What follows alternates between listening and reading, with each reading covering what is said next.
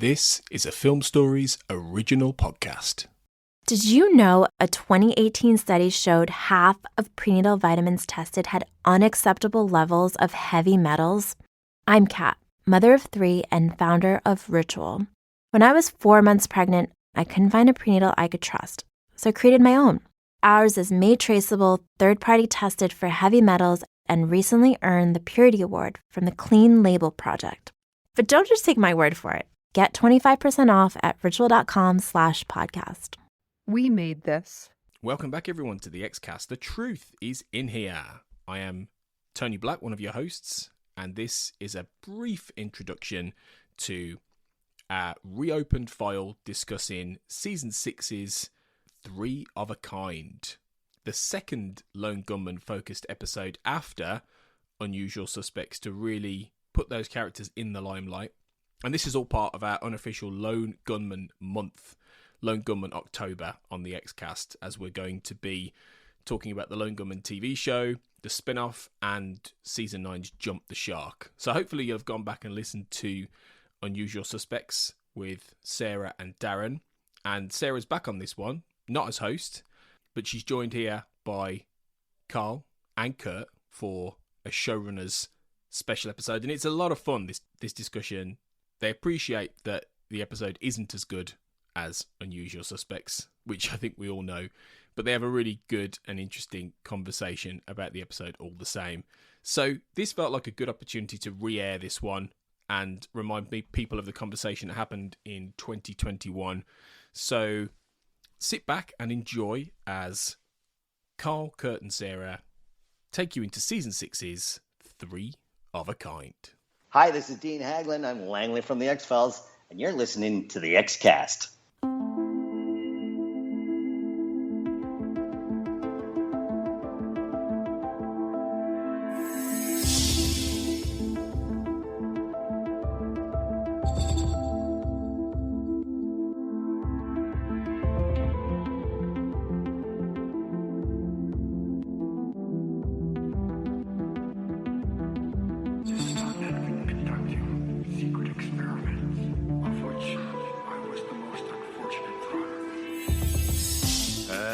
And welcome to the Xcast. The truth is in here. My name is Kurt North and I am your host for this week.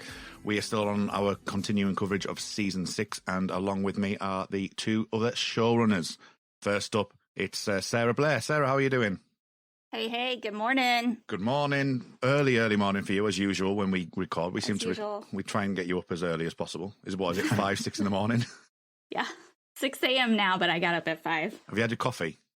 I have. Good. Have my oatmeal, my porridge. Is that what you call it? Porridge. Porridge, yeah. Mm-hmm. That's all good. And also with me is Carl Sweeney. Hello, cutie. Morning, both. Morning, my fellow gunmen. Good to be with you. It's good to be with you. Sarah's tasked us with deciding who's who. So, Sarah, who do you think should be who in this? Obviously, you should be Langley because you got the most hair. Right? Although I'm kind of a hippie, so.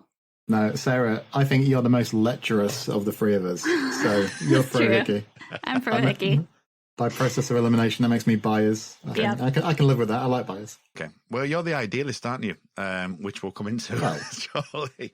But yeah, we are talking about 3 of a Kind, which is Season 6, Episode 20. It was written by Vince Gilligan and John Shaban and directed by Brian Spicer. And this is the episode where Scully lights my fire. Absolutely, without a doubt. It's one of my favourite moments in X-Files history, this. So I'm sure we'll get there. But let's do all the usual stuff. So let's talk about the episode in general. Sarah, what are your general thoughts on this one? I like this one. It's fun. I always like getting to spend time with the Lone Gunmen, especially when it's just them.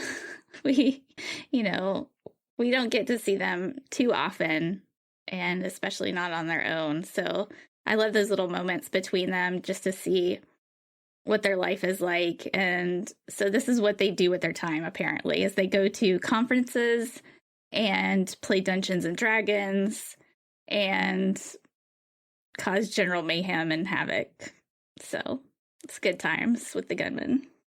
Good. So what would you rate out of 10 then?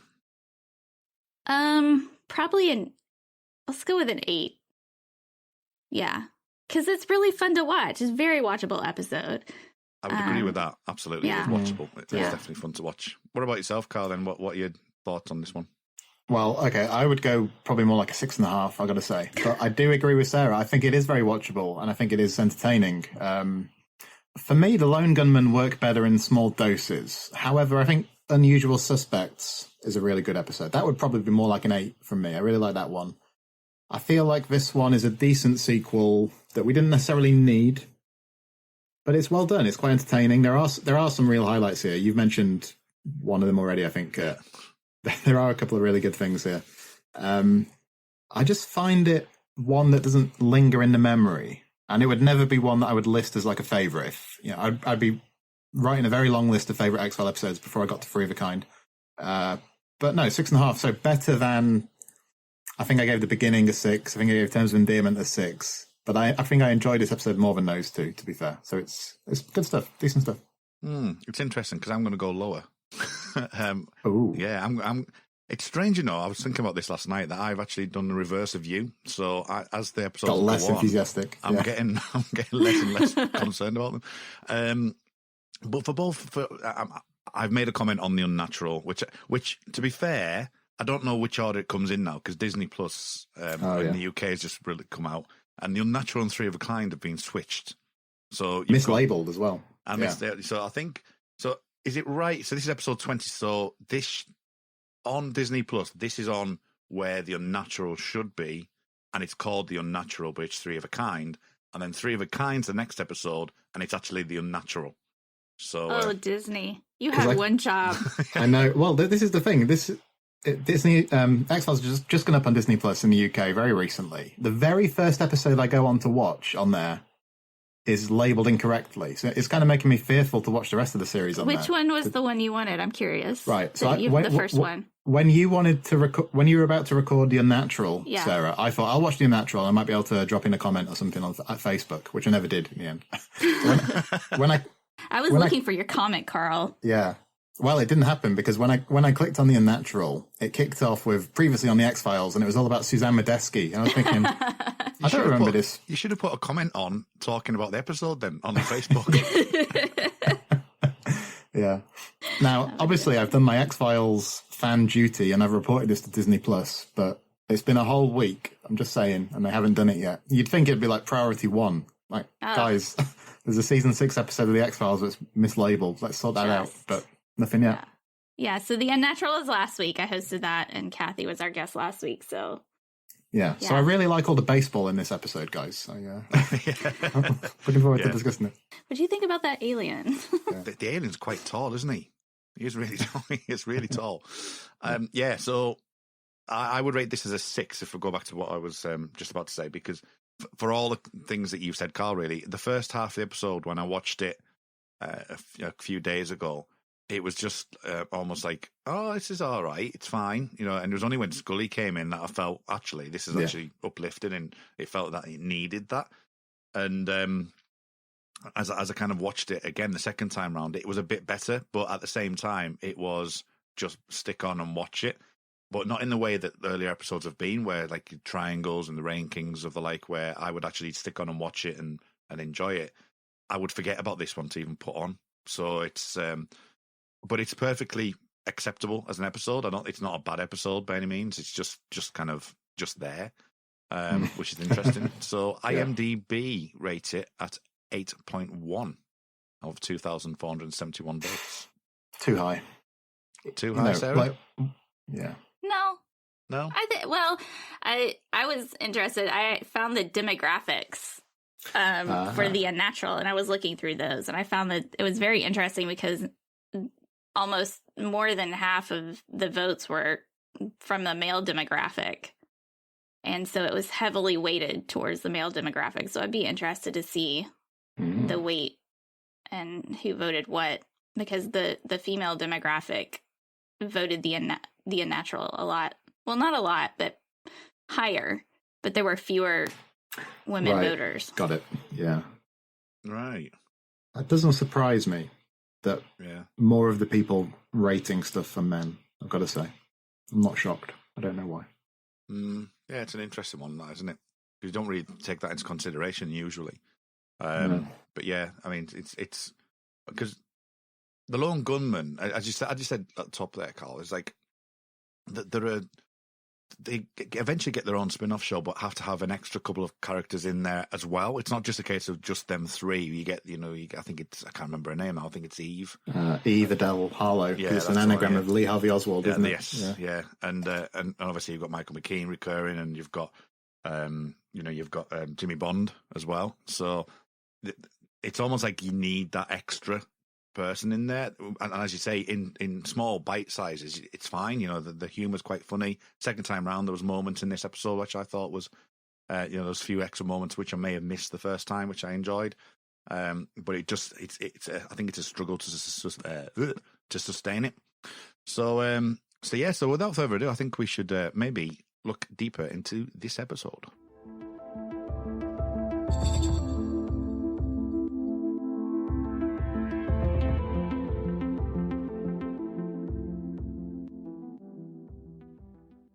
Right, so I'm going to be absolutely honest here. I have no recollection of this opening credit scene whatsoever.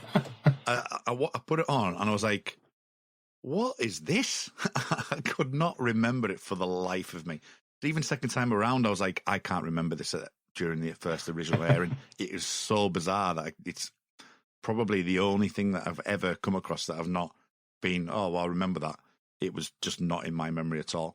But it is interesting in itself that it's this suburban home. When you both of you were on the Arcadia episode, which obviously features with that. It comes up here again. It comes up in Biogenesis trilogy, and this is more of an American dream, and like you were saying in Arcadia as well. It's interesting how this theme keeps reoccurring, Carl, doesn't it?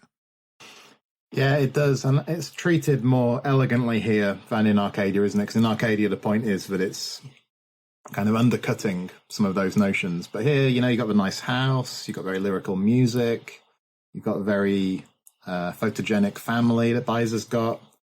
And obviously he goes through the yard and there's the dog and Suzanne is there. So it's done very nicely, isn't it? Because I actually like this teaser. I think it's one of the better things about the episode. It's filmed very effectively, all in one shot through the house. And then the moment when it's all gone and he loses it all. And yeah, I like it. I think it's a nice way to reintroduce Suzanne.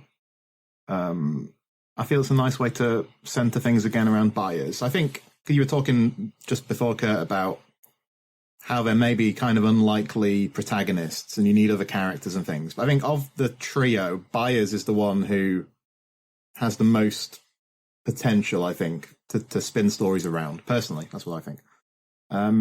So I think this is decent. Do you think it's a good teaser, Sarah?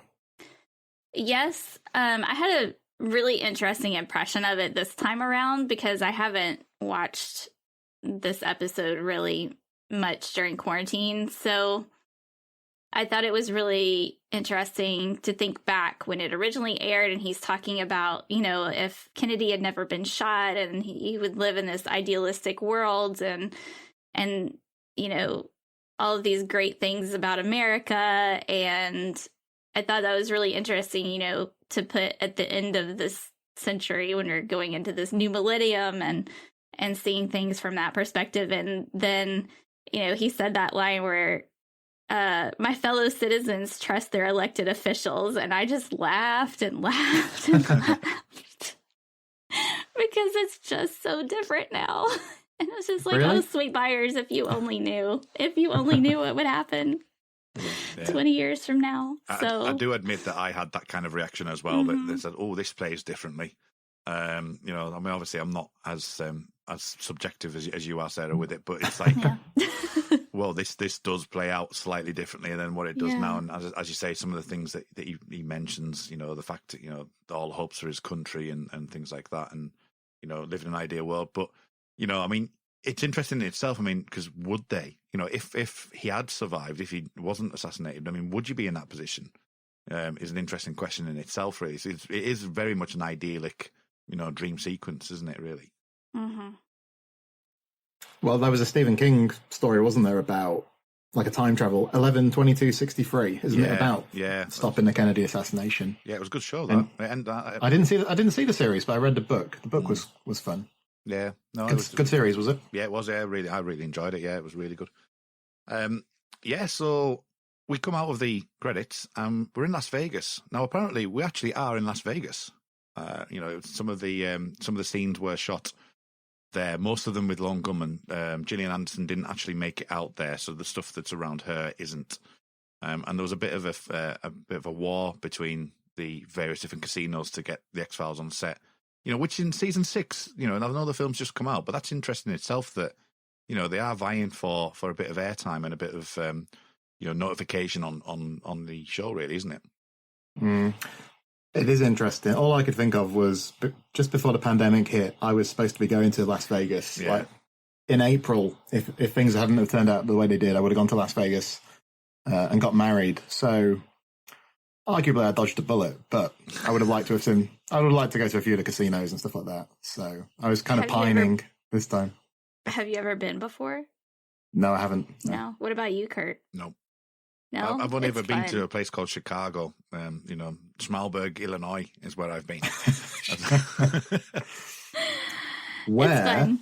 where Vegas we is watched good times. we watched the Lone Gunmen on stage, didn't we? Introduce Unusual Suspects at X-Fest. We did. So Yes. not this episode, but I was thinking about that when I was watching the episode again. That was a very treasured memory for me. It Getting was. Being with to you see guys. them walk down the hallway together, and They were that very was good. amazing. They were very Yeah. good together. They had a very good rapport, didn't they? Doing the Q&A and stuff like that. Yeah. Mm-hmm. Yeah. What's that Las Vegas like then, Sarah? Was it, is it the playground of sin that we're told it is? Not really. It was Okay. pretty tame. Although maybe I just didn't go to the right places. But yeah, it's fun.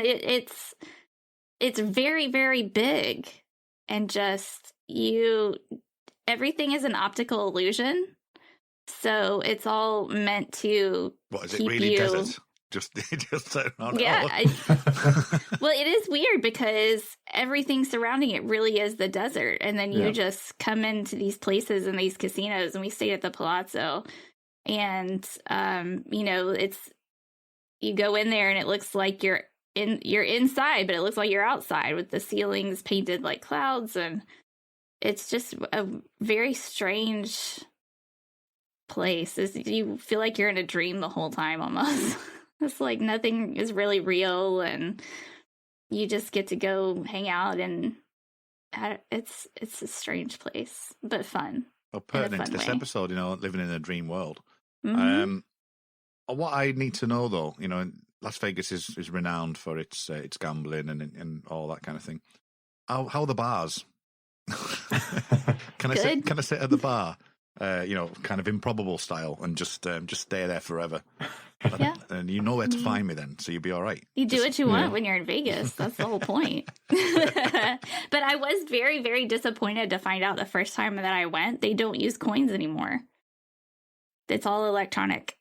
Oh. I didn't know that. So, yeah. I was very I wanted to have a bucket of quarters, and I was so excited. I wanted to, sit there with my quarters and hear the clinkety clank, and it's all electronic.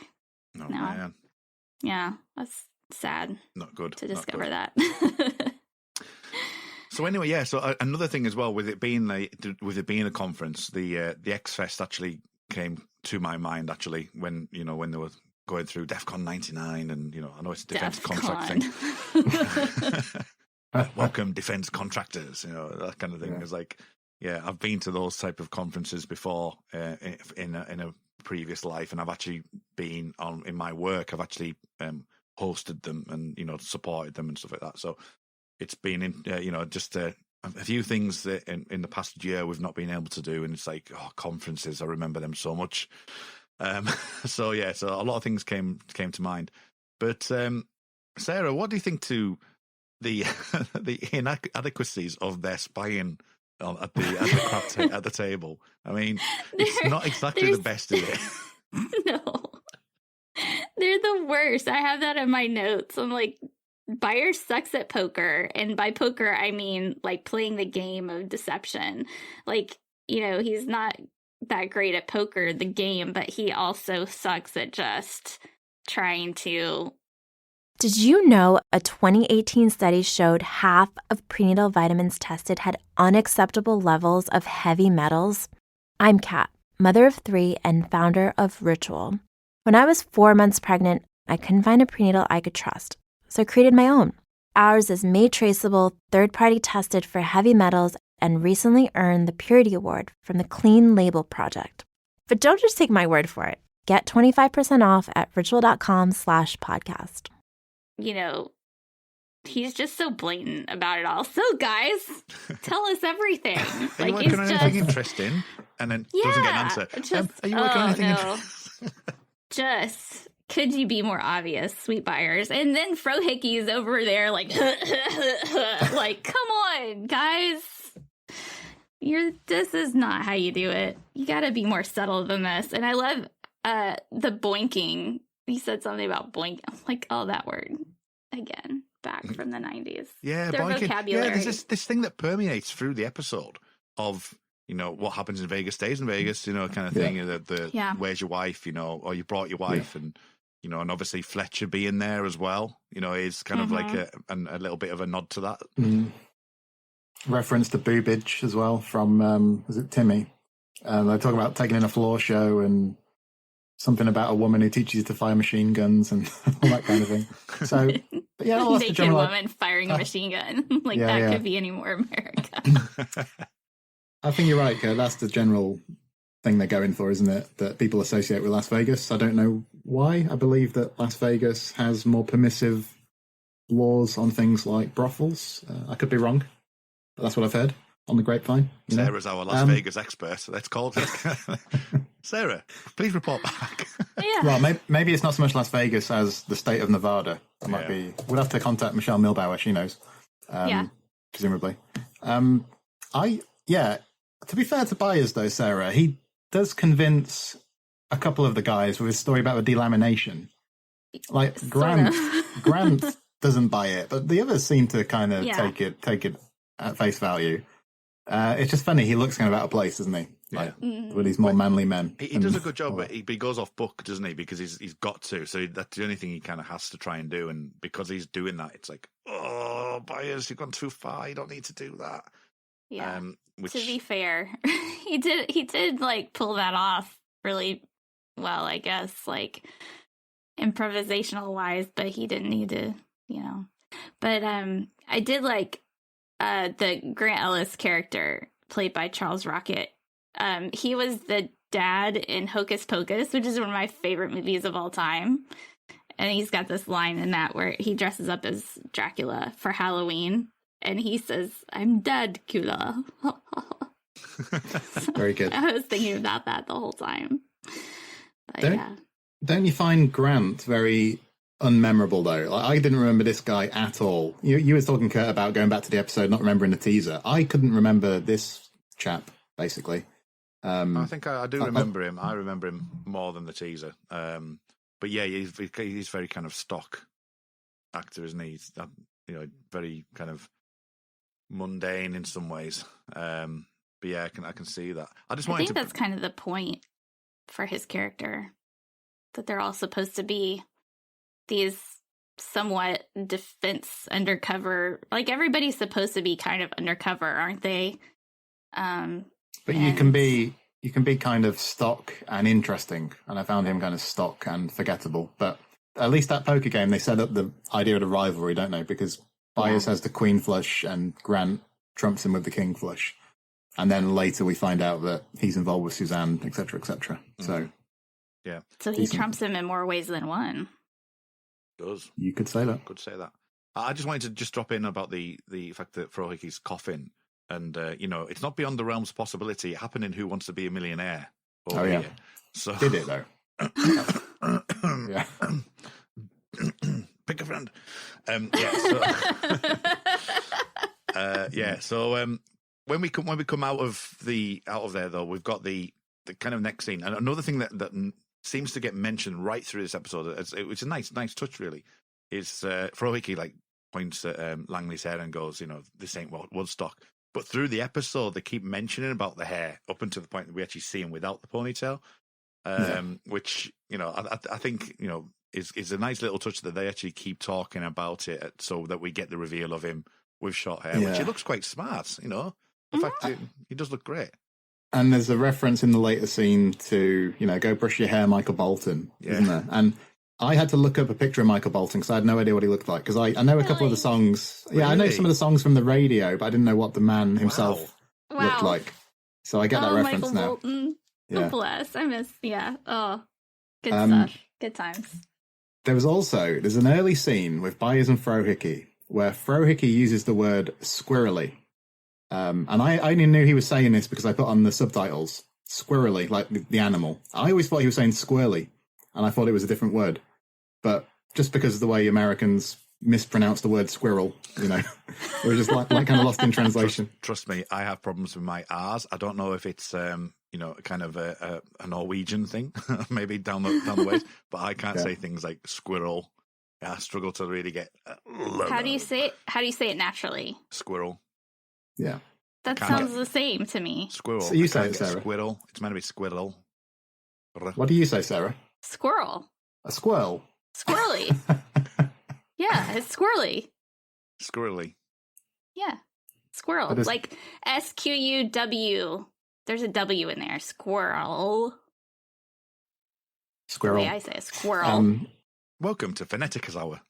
Yeah. Well, no, Sarah sent something the other day. What was it about? How British and American people pronounce the word water very differently. Well, how English and Scottish and Welsh and everyone all the counties of UK say water differently. Yeah, that's true.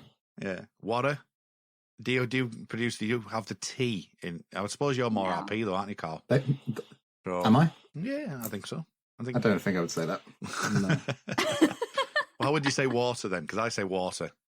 Water. I wouldn't say water, like an American would. Yeah, it sounds different when you both say it, though.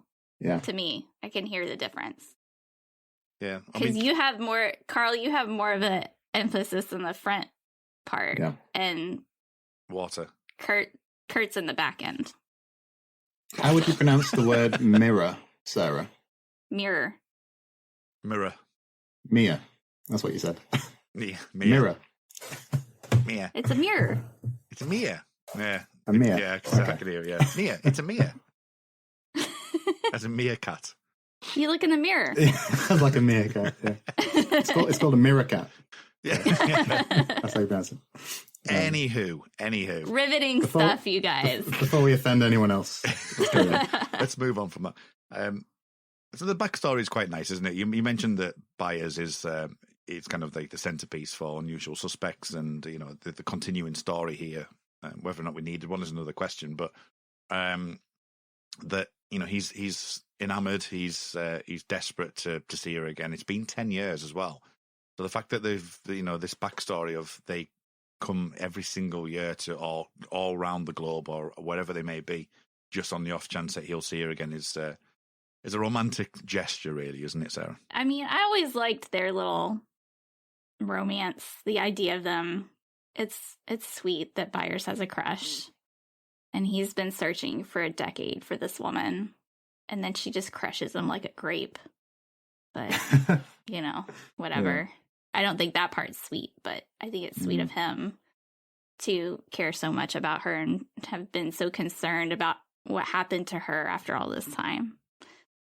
For a whole decade of pining away for her, and then he finally finds her, and then just doesn't work out, does it? Nope. Spoiler alert. No. I was kind of wondering because at the beginning of the episode, depending on where you watch it, you get the previously on the X-Files stuff that fills you in with what happened in Unusual Suspects. Then you get the teaser, which has Suzanne. And then we get this sit-down meeting with Byers and Frohickey where, he's saying you basically are coming to these events to try and find her. And I wondered if it would have been better if it was a bit more implicit, that maybe because it's the very next scene when he does see her in slow-mo, doesn't he, in the casino. It's what we've kind of alluded to. I don't know if that story from Unusual Suspects explicitly needed a follow-up as such. I do kind of like the two of them. I like Byers the most of the gunmen. I think he's the best protagonist, like I said. I quite like her. I would have been fine if they hadn't have followed up on it, though. Yeah, I think it comes from the necessity, doesn't it? Because Duchovny was obviously doing the writing and directing for The Unnatural, which led to the fact that he wasn't available to record the scenes. I mean, I'm only assuming, but I'm assuming that even I can't do this to this day. You know, we're talking 20 odd years later of putting your words together, Carl, and like of recordings that I've done and putting Sarah, can you meet me at such and such on Zoom at this time? You know, you can't even do that nowadays, let alone then. But you know, so there is a reason why they had to write this episode. But and I think, to be fair, if you know, giving it a 6 out of 10 or 6.5 and whatever, they've done an okay job for what it is. But I don't think it needed to happen. But that's just the nature of TV at this time, isn't it? We're not. Yeah, they can't all be 10 out of 10 home run episodes. You know, I think that's true. This one is closer in tone to what will become the Lone Gunmen spin-off than Unusual Suspects is, isn't it? But I think the Lone Gunmen spin-off is more goofy even than this episode. And I think this episode is probably better than most of the Lone Gunmen spin-off episodes, to be honest. There were a couple of good ones in there. I don't know if you've seen the series, Sarah or Kurt, but there's some really... Ages ago. Really... A long time ago. Yeah. Really rubbish stuff in there, to be honest. I've actually copied my DVDs over onto digital, like I've done with my Millennium stuff, so I can rewatch it eventually. But I haven't started to rewatch it again. But yeah, it's a tough 13 episodes. There's some great moments in it, but yeah, and I was about to say that in this episode actually, that there is a feeling that this is edging towards it, because it's only 2 years out at this point. You know, when the episode aired, it's 1999. The episode aired, so it was 2001 that the Lone Gunmen was launched. So I don't know if that was already in the minds at that point, whether it was at a sketching out phase or not. But you're right; it definitely feels like it's more of a a Lone Gunmen episode, or like a proto episode as such.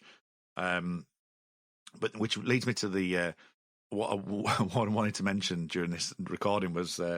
Frohike, throughout the X-Files, actually, as well as Lone Gunmen and this episode, you know, he gets himself into some interesting, spaces, doesn't he? He's quite an action man, is our Frohike. Yeah, you mean going up in the air then and stuff like that? Yeah, he's in the air then, you know, in is it Memento Mori when they're in the shoe and things like that, and I think in 3 Words as well, there's moments where they're dangling down. At that point, Lone Gunmen's out, so we've got a few of them, so... but yeah, he does like to. He does have he seems to get the action. He seems to get a lot of the action pieces.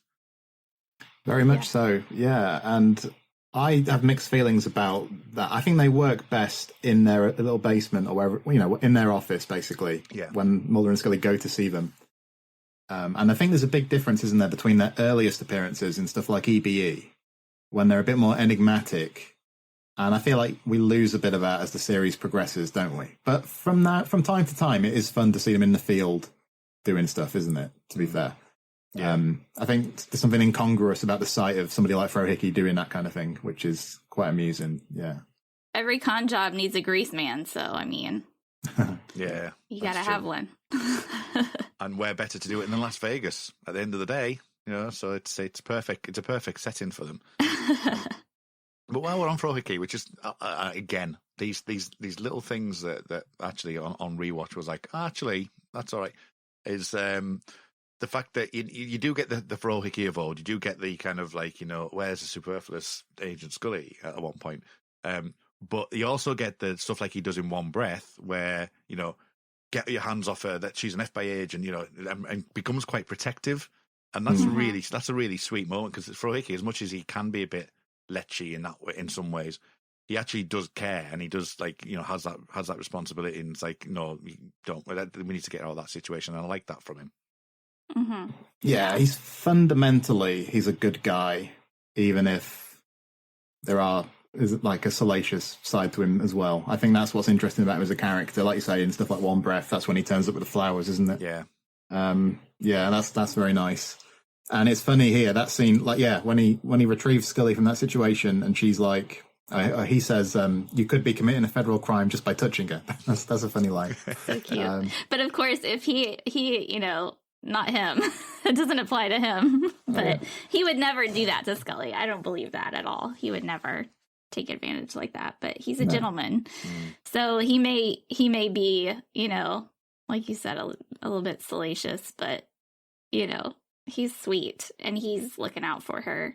And I love that little quiet little head nod. He's like, come on, just come on. And yeah, he's really cute in this. And I really appreciate how Tom Braidwood is so comfortable with the crew, because, you know, he was the AD or production guy before. And so I think that really helped put him at ease with the rest of the guys and all of that. And I like seeing that. He's just hanging out, you know, he's just there to hang out. They're not like really acting, it doesn't seem like. And he's just so natural about it. And the line when he's like, Mulder's too high profile, they don't know about Scully. Like, of course. Well, these Black Ops people would know about Scully as his partner. Like, but Mulder's too high profile. They all know him, so he can't come. We have to get Scully. I think that's quite tenuous, but it works just about. And like Kurt has alluded to, there are reasons why they needed it not to be Mulder. Yeah. So I think, we can go with that. That's fine. Yeah. This is the first episode that Mulder is neither seen nor heard in the whole. He's heard. Well, he's heard. Technically, though, it's the computer saying it.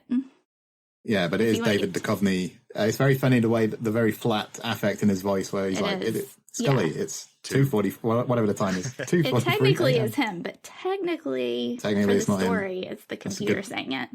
That is true. I like the way that scene plays out, though, where he's like, the lone gunmen are onto something big.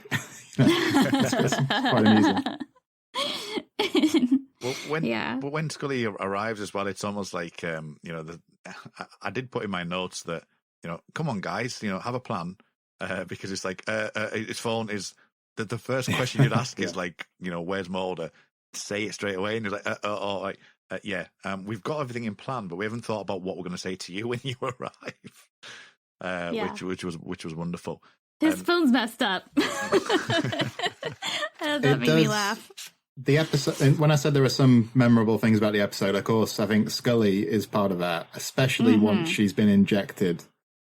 I suppose even before that, because in that autopsy scene, I like the way Scully is just kind of normal in that scene, but I find that scene quite cringy because Langley's bit vomiting and all that. It's so drawn out that I just find it kind of dumb. Well, the thing with that scene for me is that it's the reflection, because it's actually quite a gruesome, like wide incision that she's doing, and it's, you know, it's really well done, and I don't think I noticed it.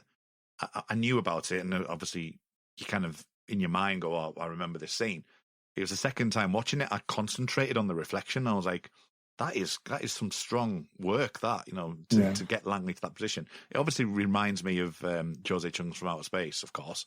It's like, but much more like much more dramatically done, in the fact that he tries his best. Does it? Bless him. Yeah, he does try his best. And when she says, "Pass me the striker saw," that was kind of funny too. I like that. He's just. I was gonna ask, what do you guys think about the three guys? They're almost like the opposites of the mirror image of the Lone Gunmen when they all kind of meet up and face off together. Jimmy and Timmy, and do we ever get the other guy's name? I can't remember. And it was Jimmy and Timmy. I believe right? so. Timmy. Well, no, isn't Kimmy in the Lone Gunmen spin-off? Isn't that they have Jimmy's brother? Don't they? Yeah. Because don't you remember? Is that right, Kurt? I can't quite remember. I can't remember. I honestly can't remember. I think his brother is there, played by the same actor, and he's called, I believe it's Kimmy. I found him quite grating, to be honest. Yeah. Sarah? Did you? I did too. I didn't like them much, but I think that's the point. They're not supposed to be likable. We're supposed to like the Lone Gunmen, and these guys are supposed to be more antagonistic. And post 2001, I have kind of a different reflection on it, because the actor who's playing the CIA agent is John Billingsley, and he was in Star Trek Enterprise as the Doctor in Star Trek Enterprise. So, you know, he's quite a well-known actor in that. He's been in a lot of things, right? Yeah, Yeah. I've seen him other places. So he's I talk about stunt casting, but it had a particular resonance for me being a Star Trek fan. So I was like, it's jump. I wouldn't have got it right at the time because it was 2 years before Enterprise had started. But you always like focus on that now. It's like, and I'm more focused on him more than anything else, really. But I do like the fact that they're the ones that those three are the ones that find out he's the imposter. It's not the lone gunman that find that out, and when he turns around and looks in the camera looking at Medeski and in that DEFCON conference is I thought that was a nice touch that they actually had them do that rather than the gunman. Can we talk a bit more about Scully? Because one line that I really like is when she's with all the men around her and Fro Hickey turns up. We've already talked about that scene a little bit, but the line I really like is when she says, "I like Hickey." Just the way she says all the lines when she's in that. It's got the side effects. Yeah. Very funny. Oh, this is what I was alluding to before. I mean, this for me is prime Gillian Anderson. Why she's not being picked in more comedies, I don't know, because a timing in this, from the scene we were talking about before, which is the Langley stuff, and she's trying to push it, and she says "Hi, cutie" at that point, and be. That's very good. Yeah. Oh man! I mean, we could rhyme them. That. You could rhyme them all off, because it's not because they're that brilliant. And as you say, they kind of light my fire bit, and I don't know who lights my fire. Getting her own back on Morris Fletcher as well. Yeah, and which is fun. And the way she pulls that cigarette out, it's like I mean, I know she was a smoker anyway, but it's like, yeah. That's fine by me. I'm all right with that. But I do everything, even like the tickling as well. I mean, it's just like every scene that she's in that state is faultless, absolutely faultless. Yeah, like the reaction shots when they get her back to the room and Suzanne's there are very funny too. It does liven up the episode. I think without that element, we'd be all giving this episode a lower score, I'd imagine, because there'd be just much less to recommend about it. Yeah, well, I was going for a 5 with Gillian Anderson's portrayal. It was a 6 because of that. That's what pushed I think that's fair. It pushes it up, definitely. Cathy also mentioned that part where she's sitting on the bed and Suzanne Modeski gives her the injection. She says, "Oh, just a little prick." Cathy pointed out to me last night, we were talking, and in Blood, back in season 2, there's a commercial on the television where they're sending out this message to the people saying, "Oh, you should get your cholesterol checked. It's just a little prick." And they say that phrase, and so we were trying to I'm pretty sure it's Vince Gilligan calling back to that episode. It makes sense that he would. And that subtle little hint there. So I thought that was cool that she noticed that. The only slight criticism that I have around that scene is that some of the ADR work isn't great when it's the back of Scully's head.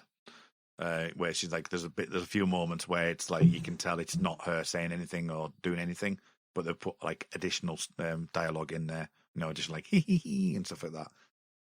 But everything, I love her laugh so much. Everything that's the thing as well. I mean, that was something I actually didn't write down, but I wanted to mention. I completely forgot about. Is Fro Hickey hears the laugh, and when you hear the laugh, I just automatically, in some ways, takes me out, but I don't care. It's Gillian Anderson. That's Gillian Anderson's laugh. That is unequivocally Gillian Anderson's laugh. And it's interesting that Fro Hickey recognises it. So at some point in my headcanon, that they've heard her laugh like that, and it's not something that you would hear Scully do normally. Yeah. I love that. But I mean, I do. Yes, it's Gillian Anderson's laugh, but I mean, it's Scully. Like, she is Scully. So of course it's going to be her laugh. And she doesn't get to laugh that much on screen. As Scully. So maybe it is how Scully laughs. We don't really get to know that much. But yeah, I just love the way in the physical comedy when she's trying to push the gurney in the autopsy suite just reminded me so much of Lucille Ball. And she's like, "How does this work?" And she's like half drunk saying it. Like she's never done this a million times without thinking. It should be muscle memory for her. And she's just like, "I don't know." And then she just falls down. It's the best. It's so funny. She just does it brilliant. She does. She's incredible. Really, really good. What about Byers and Medeski's story? But Byers goes to the room eventually and confronts her and believes that she's been brainwashed. It's an interesting scene. That it's as you say, it's a continuation on the premise on Unusual Suspects, but also that that he's caring that much, and she's like just completely dismisses him, and to the point of like in some way trying to protect him. And that will reverse at the end of the episode where it's like, I'm still going to fight. And, he basically says, no, we'll do that for you. So you've done your bit kind of thing. It's an interesting dynamic between the two of them. And, the kind of, the fight between and the internal struggle between about who's going to protect who is a nice little moment, really. Yeah, I think it's better that way than if it had been, he's going to rescue her and that is what had actually happened. I think it's more effective if Suzanne has a bit more autonomy and there's more to it than that. So I do quite like it, to be fair. At the same time, a lot of these scenes, there's nothing wrong with them per se. I can't say I'm exactly on the edge of my seat as they play out, if that makes sense. Yeah. I don't know. I just don't feel much tension from the scenario, and although I like them two together, I don't care about them enough to be really riveted. Yeah. What about you, Sarah? Yeah, I mean, as much as I like the idea of having the story, it doesn't really compel me to want more after this. I didn't really miss any of it between Unusual Suspects and here. It wasn't something I was constantly thinking like, oh gosh, is Byers going to find Suzanne Medeski? Like, what's happening with that plot line? Is she ever going to happen again? Is she ever will she ever show up again? I don't know. So it's not something that I was thinking about until now, but yeah.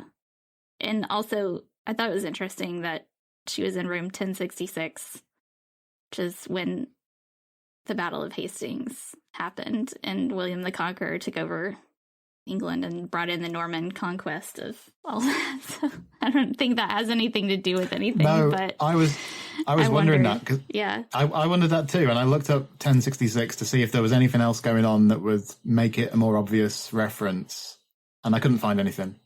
I think it was all happening in England in 1066. That was the main, Yeah, I can't see how that would map onto this episode. Though, can you? No, because the opening, the house as well is 1057, and I wasn't sure if that was something. I saw obviously made the same connection 1066, but it was like there's a couple of numbers like 1044 as well. So I wasn't sure if it was like they are trying to pin something together or not. But I didn't bother to look because I wasn't. Maybe it was just in Vince Gilligan's head. Yeah. Just like, I need a number. Oh, 1066. That sounds familiar. Something. just throw that in. Let's just throw it in. Or probably the production. Probably not even Vince Gilligan. It's probably the production crew just having a laugh or needing a number. I mean, I think there are some references in the episode that we could touch on. You mentioned the reference to Matahari, of course, Sarah. Yeah. I think that's alluded to. She's alluded to a couple of times, isn't she? Yeah. He calls her Matahari a few times. Yeah. Which, that was a tragedy. So, do you know the story of her? Only the sort of the bare basics, really. Yeah. So some people still think she was wrongly accused. Is that right? Yeah. According to Drunk History, which is where I got my information. What's that, a podcast or? No, it's a show. I'll have to send you the clip. It's very funny. So if you don't know, I don't know if you're not familiar with it, where it's a Comedy Central show and they have comedians get like we've got a version of it here. We have got a version of it here. Yeah. Okay. Yeah. They get them slammed and then they tell these stories and then they have actors act out the words that they say while they're drunk. It's very funny. Is it funnier than Saturday Night Live? Because Sarah keeps sending us Saturday Night Live clips, and me and Kurt are just completely deadpan. I don't know, maybe. I don't know. But there's a part where in this particular episode, she is explaining how Matahari came to France, to Paris, and she was like, she calls her the grandmother of the striptease. And so she had this idea to do this dance, and strip basically in front of an audience and call it art. And she is like, she's like, yeah, she stripped down to her nitties. And they're like, nitties? What are those? And she's like, well, it's like titties, but with a little bit covered up. So anyways, yeah. I was hoping we get into like sort of quarter-length trouser conversations there. Oh, yeah. But Mata Hari, she basically just was approached by the Germans to be a spy, and she needed money, so she took their money. But she wasn't a spy. She didn't know what she was doing. And then this other guy in France paid her to be a spy to the Germans in World War I, but he was secretly wanting to prosecute somebody for being a spy to take the heat off of what turned out to be himself, because he was in fact a spy. And she ended up going under trial and being executed for being a spy or a double agent type thing. But it was really the guy that put her under trial to begin with, that he was the spy and he wanted to try to take the heat off of himself. So. And then I suppose played on film by people like Greta Garbo. So I think quite a common pop culture reference, I think, Mata Hari. And you have parallels with the Manchurian Candidate here, with Langley being sent in to shoot Suzanne potentially at the conference. And that scene is quite a good one, I think, where we later find out he's been cured and he's not actually planning to kill her. But it's shot like the scene in The Terminator in the nightclub. I don't know if you remember where Sarah Connor's in the nightclub and Arnie's closing in on her, and you get slow-mo and he draws a gun and all that. I think that scene in Free of a Kind is modelled on The Terminator. That was quite fun. It does, yeah. I mean, some fun stuff. There's something I wanted to pick up as well. I mean, you're right with the Langley stuff. I liked some of the micro expressions that Medeski has, that that she knows at this point what's going to happen because she's got the blood sacs and whatever. But there's a few moments of if you watch it back, you can see, well, she knows what she's doing here. But I just wanted to pick out something that Medeski says in the room, because she says there's a line where it says, they did things to me and it was like drowning every day underwater, struggling to breathe. And one day a hand broke the surface, reached down and pulled me up. I wanted it to be you. And the next thing after that, she started to talk about the project. I didn't trust him for years, not until I realised that he was working against them in his own way, stalling them, sabotaging them. And he reminded me of you, which has allusions to another project that might have just finished just around the corner. It seems very similar to a story that we might have already had. So you're talking about colonization and the fact that just the idea of working on the inside and all that. It landed on me at that point. I was like, that's the fact that they're stalling them and stuff like that, and it just felt very kind of like stock. This is the project. This is kind of what we've been talking about for a while, but that's now finished, kind of thing. Which in itself was quite good. But yeah, I mean, I don't think there's anything else that I've missed that you wanted is jumping out at you at all. For me, not massively, because when you get to the stuff between Suzanne and Grant, I feel like I just couldn't care less, basically.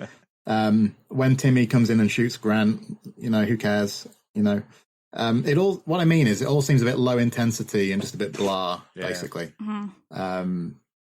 It's fine, it's acceptable, it's watchable. It's not endlessly compelling, I suppose it's quite a nice scene at the end with Byers and Suzanne, isn't it? Where she wants him to come with her. Yeah. Would it have been nice to see her incorporated into the series potentially, or would it have been nice for him to take this opportunity to go off with her? Or are we glad that it kind of stayed status quo, basically, with the gunmen? I think it works the way it's done, purely just from the story point of view of she's done her bit now. She's endured this thing for so many years now that she tried to break it out. She's had 10 years, had her trust broken again. That the only person that she can really trust is him. But then he wants to take on the quest as such, And it would have been nice to maybe have that quest, portrayed a little bit in the Lone Gunmen, potentially if that was to the way they were going to go. I like the the fact that he gets the ring, which is obviously back to the beginning of the episode. It kind of ends that. Yeah. That's a nice touch. So yeah, I think I like it the way it ends. It's a nice little ending, and obviously they're going off to play on the slots, which is great. But yeah, I mean, I'm the same as you with the rest of the episode. Most of it's kind of like, all right. Even when Timmy goes into the room and just keeps Susan alive. It's like, why are you doing that? Why are you revealing yourself so long? When it doesn't make any sense. And only for him to get injected as well, and for him to be the culprit at the end. So it is a bit like, all right, okay, that's been done. It's a difficult one in that respect, that the story itself isn't particularly engaging as such, and you're there really for the Lone Gunmen and Scully, and that's probably why I rate it 6. Is kind of just in that way. What about you, Sarah? What do you think to the end? Yeah, I think it's kind of like a deflated balloon at the end, because you got the very exciting part where she gets shot and you're like, oh, and that's the big climax. And then you find out like, oh, it wasn't for real. And then you have like this conversation, like Carl said, you just don't really care that much at that point. You just want to get back to Scully and see her reaction. And I do enjoy when she finally gets to talk to the real Mulder, and she's like, I'm gonna kick their asses. Kick their asses. Yeah. Well, they keep saying that through the episode, don't they? Said that earlier. Yeah, exactly. So I thought that was a nice touch to bring that back, because Frohicke said it a couple of times before. She's really gonna kick our asses, and I was sort of sad that I didn't get to see her kick their asses. That would have been a much more fun. But I do appreciate that they kept the Lone Gunmen. Excuse me. I do appreciate they kept the Lone Gunmen together, because you can't break up the Three Musketeers. They're one for all and all for one. They got to stick together. So, it was necessary for him to say goodbye, but to her. So I think on that spin-off series, it would have been nice to see Suzanne at some point. And maybe if they had gone to a second season, you would have, potentially. That might have given it a bit more weight, but as we've said, it kind of goes in a different direction when you've got them looking after the babies and stuff, and just weird dancing the tango. That was actually a good episode of the tango episode, to be fair. But yeah, it gets a bit more sort of silly and absurd, the series. So maybe it wouldn't have fit. I don't know. I would have liked to have seen her in that context. It's worth checking out, Sarah, if you haven't seen it for a while, because there's an episode with Skinner. Mulder makes a cameo appearance, doesn't he? I don't think Scully ever does she? I don't think so. No, it's just Mulder and Skinner. Yeah. I'll take it. It's worth seeing for those reasons, I think. Yeah. Right, okay, so I don't. If we've got nothing else, should we go into the mailbag? Anyone else want to say anything, or should we just delve into the mailbag? Sarah, dive in? Let's dive in. Mm-hmm.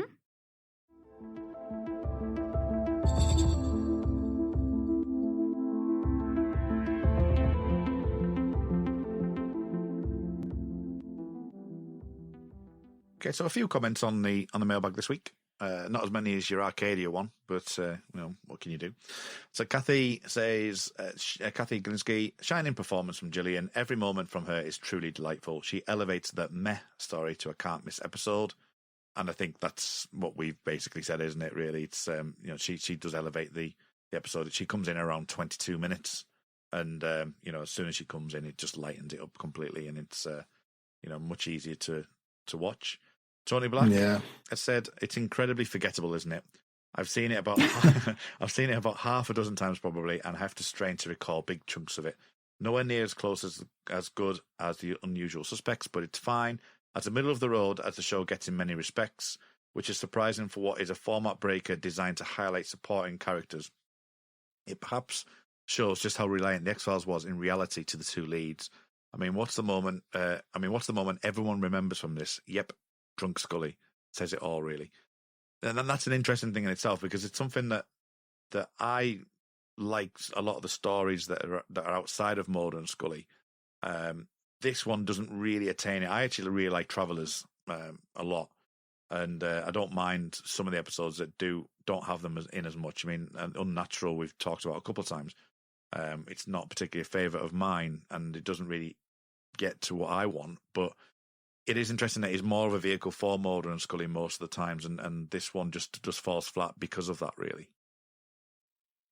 Yeah, at a time when, because the X-Files in its day, of course, was, very cool and seen as a groundbreaking series and all of that. But if you look sort of slightly before it, a lot of the big series that were comparable in terms of esteem had big ensemble casts.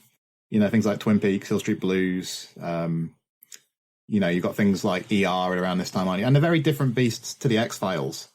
But the X-Files is more reliant, of course, on its main duo. But it does have a good ensemble too, doesn't it? Because like Yuka, I wouldn't necessarily hold this up as a great example, but some of those episodes that are about Skinner or Musings of a Cigarette Smoking Man, I find them very interesting. But I think it depends which fans you speak to, doesn't it? Like, there are some fans who just aren't into a lot of those subsidiary episodes. I would have liked them to maybe test it out a bit further. Have a Krychek-centered episode. Have a Spender-centric episode. I would have been on board for it, but I think it would have been risky also. So I don't know. It would have been. I think Krychek, if anyone would be able to have a spin-off. You still have that Skinner and Krychek aspect, which would have been nice to play a bit more on. Which will lead me into Sarah asking, what do you think to extracurricular episodes? Maybe starring a bald man. Yeah. I mean, we still have to write our show, Kurt. But yeah, I think the Lone Gunmen as a unit work best when they have a fourth person to play off of and to react to them and their antics as we as the audience would react, which, it just makes it a little bit more fun, I think, and it adds to their dynamic.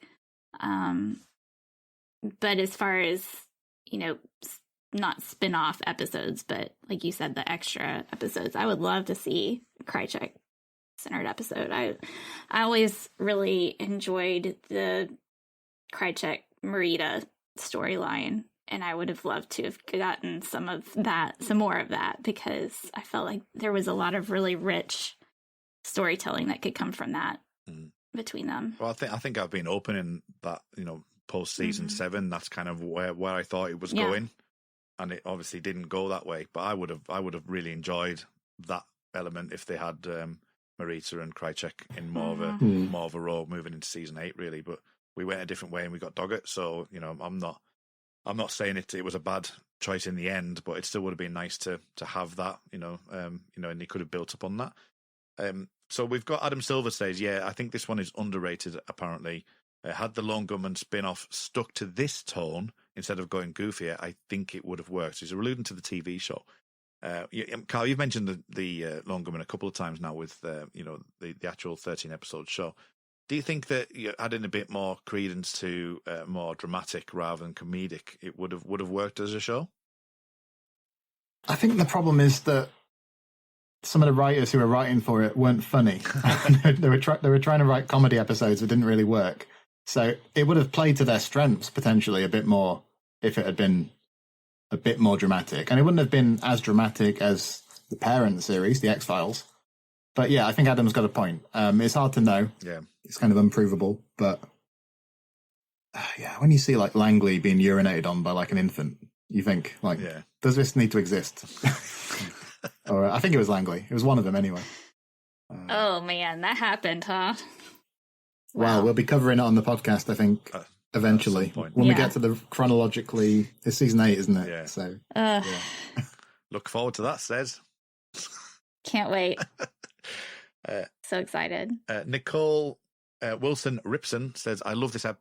I'm especially tickled by Michael McKean's Maurice Fletcher cameo. Langley and Scully interacting is a highlight for me. I'd love more Mulder in the ep, but I understand the whole reason for the ep was needed to free up Duchovny's time for him to work on the unnatural. So Langley and Scully, that we briefly talked about that, but it is a great moment for those two to be together. I mean, if you look, post this and we get this, for example, that obviously Langley's the only one that comes back, but it is on top of the comedic aspect, on top of the seeing the glasses and stuff like that. Their interaction is really solid, and I actually really like it as well. So definitely. And I suppose it's unusual to see them interact without the other characters present, isn't it? So there's a bit of novelty to it as well. Yeah. Do we don't ever get Do we get Scully and Byers one-on-one ever? I know we get Frohickey and Scully, and we get Langley and Scully one-on-one, but I don't remember Byers and Scully one-on-one before. I'm drawing a blank. Can you remember, Kat? I don't think so. I think it's a struggle to think of them very much one-on-one at any point. Mm-hmm. They're very rarely split up, aren't they? Yeah. You know, I mean, even like later seasons where, you know, you've got them in the van, obviously post, you know, the show, that the fact that they've got that van, you know, they always seem to be together. So it's a difficult one, but I do like the Langley Scully thing. I do think it works really well. And Byers, strangely enough, seems to be the one missing, but is forefront in these type of episodes. So it's, you know, Frohickey and Langley seem to support more of the X-Files as much, and Byers is more forefront because of the storyline that he was given in Unusual Suspects. So that's good in itself. Christian Pons says that I love the Lone Gunmen, but I never enjoyed their solo episodes, even less their series. I feel like after season 6, they didn't know what to do with the characters. I think we've alluded to it with the comedic aspect in the show, but and you mentioned season 8 because they kind of and even EBE early doors, they kind of have that like really grounded aspect in EBE, and then they slowly develop into this comedic aspect. But after that, it just kind of falls off a cliff a little bit. Well, in EBE, if I recall correctly, they're actually kind of teasing Mulder a bit. You know, Mulder is actually the figure of fun. And that doesn't seem to happen much afterwards, does it? It kind of becomes inverted, that they're not, you know, doling out the insults, they're kind of receiving them. So yeah, they're very different characters by this point to the characters that Glenn Morgan and James Wong first wrote, I think. Because I think Morgan and Wong wrote at least the first couple of appearances, didn't they?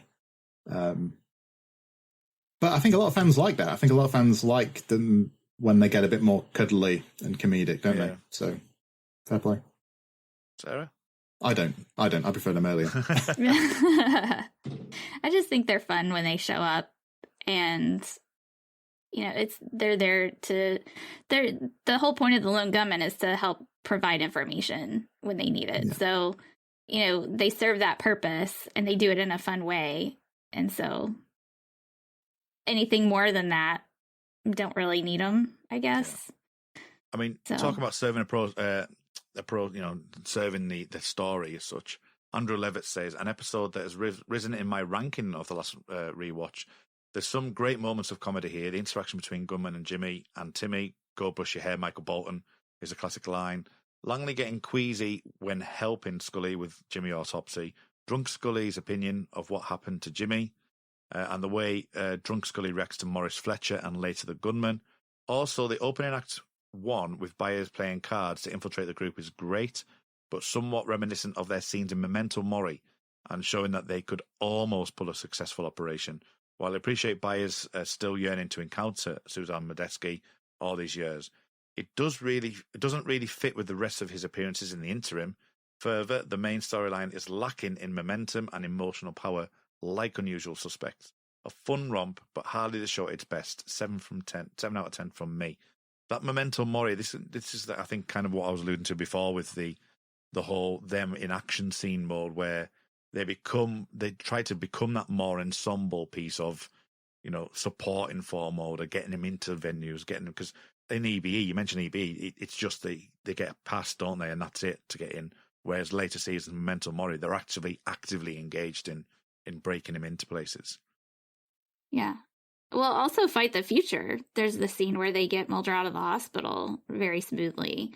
But that was Mulder's idea, right? And Skinner helped. So I think Mulder and Skinner are working together to, like, plan the operation, so to speak, and just telling the Lone Gunmen what to do helped that probably go more smoothly. But, I mean, it was a nice little con that they pulled off, so, and it was effective. And I think that's probably where, thinking what Andrew said there, is where I feel that they could have gone. They could have been that support ensemble, you know, with things like that. Could have been the knowledge. I know you're falling into like CSI kind of ensemble territory at that point. You know, you've got your techs at a certain place, or breaking them into places, or opening. But that feels more natural to them. That feels more natural to them than than, as I say, the comedic aspects of it, and that's the way I feel with it. Really, it's I think he's hit the right kind of vein there. That feels to me like the way that they could have gone, but still use them sparingly as well. Wouldn't want to use them every week. Yeah, I just don't think the idea of spinning them off as well was necessarily the wisest. I think there were other characters in the series who you could have done a more viable spin-off with, or a more worthwhile series with, like Skinner potentially, or Krychek, Krychek and Marita. And I think also by the time it actually happened, it was probably a bit too late, wasn't it? In terms of people actually being interested. So it was just a bit ill-fated in various ways. But I would say again that any listeners who haven't seen the Lone Gunmen series, and if you can find it cheaply, which I imagine you probably can these days, there are a few episodes that are worth at least a look, aren't there? Yeah. It's just they're a minority, I think. Yeah, and it's only 13 episodes. So it's not as if you have to go, and spend too much time with it. You will find some good stuff in there. And I think you'll understand why Langley turns up with blue paint on his face in Nothing Important Happened Today, won't you? Because that's from the Lone Gunmen I always series. forget that. I always forget that, and the kind of it's a throwaway line, isn't it? But it was a nice little nod. That actually, I like when that happens, and you don't really necessarily need to know. It's just it's a moot point, really. But the fact that they've put that in there to link the two episodes, the episodes together, is really nice. And finally, I just want to mention Chris Henry, because he's in support of the series as well. So another episode I've always enjoyed, definitely not as strong as Unusual Suspects. I'm guessing he said 3 of a kind there, but a pretty good follow-up. I'm probably one of the few people who enjoyed the Lone Gunmen series. And that's the last of the mailbag. Sorry if we didn't get through to your comment this week. But any final thoughts before we sign off and head into next week? Not really. Just that this is the last episode that we're doing as a trio, isn't it? Before we're going to reunite, we're going to do like a season 6 wrap up, aren't we? Where we go down the list of favourites, least favourites, and do the mailbag. But I've enjoyed the few that we've done together this season, starting with the beginning, of course. Looking forward to the next time. I can't believe we're already at the end. I know. Almost. Yeah. It happened fast. It's gone really quick. But it's been a really good season. I've really enjoyed listening to everybody else's analysis this season, and I feel like we've gotten to go really in depth with a lot of these episodes that I know they've been kind of experimental, but I think that lends to some really fun discussion. Mm-hmm. So it's been great to analyze this season with you guys. Yeah, it has, and it's as I say, the wrap up is going to be nice, and it's going to be an interesting, to kind of dig down into what we think of the season, and where our differences lie. As I say, we've had a bit of a flip reversal with Carl and I with the season, which is quite strange, which is good to know. Field trip, Carl, you're doing field trip, is that right? Yes, at the time of recording this episode, I'm about a week away from recording field trip, hopefully with Caredwen and Michelle, Caredwen Foley, Michelle Milbauer. So I'm looking forward to that one because I really like field trip. I think that's a very good episode. And then Biogenesis, I think, will be myself and Darren, hopefully. Always good to speak to him. So, yeah, I'm excited. And I'm excited to hear some of the episodes that I know, like, you guys have recorded. Like Sarah's just recorded The Unnatural, but I haven't heard it yet, and Milagro as well. So it's very cool. Looking forward to it. Yeah. I've yet to watch Milagro. That's probably next on my rewatch. That was a fun talk. Because I've been watching it. So I'm looking forward to watching that and listening to that episode. I recently did Trevor with Luke Winch, which is nice to have Luke on the show. But yeah, it's all coming together. Looking forward to wrapping up season 6 and start planning for season 7. That's the next thing we need to be doing. So yeah, we'll be through the show before too long, So, but while people are still here, still listening to us, rattle on, where can people find Sarah online? You can find me on Twitter at Sarah L. Blair, and I'm on Instagram at author.sarah.blair. You can find my books online, write the Tides of Darkness series, which I think X-Files fans will enjoy having a look at. So, yeah. Good stuff. Carl, where can people find you online? What you up to? Not up to much, really. But I'm on Twitter at CKJ Sweeney. Have haven't been using Twitter as much recently, actually, but yep, you can find me there. I'm on Facebook in the X-Files basement, the XCast podcast fan group, which is still ticking over nicely. And it's always nice when people chip into things like the mailbag or whatever. Some of the polls are fun there as well. And yeah. Well, you recently put the "What I Want to Believe" question up there. You watched that, and I thought that was really interesting. That was actually, I think, yesterday as we record. I'd rewatched "I Want to Believe" just on a whim because it's on Disney Plus, and I thought, well, let's give it another go. It's a film. Well, we'll talk about it one day in depth, won't we? But it's a film that has risen in my estimation quite steadily since I first saw it and was a bit nonplussed. I like it much more each time I see it, basically. So it's aging well. If anyone hasn't seen "I Want to Believe" for a while, check it out, I would say. What's Facebook? Yeah. Facebook is a social media platform, Sarah, which you never. I haven't heard of it. Or very rarely. No, You've heard of it. I'm not on there. Yeah, I've heard you called it many things, but not repeatable on I saw somebody posting recently about the way different things go down on social media, and it was about like if you posted that you'd made a cake, how it would go down differently on like Twitter, Facebook, Instagram.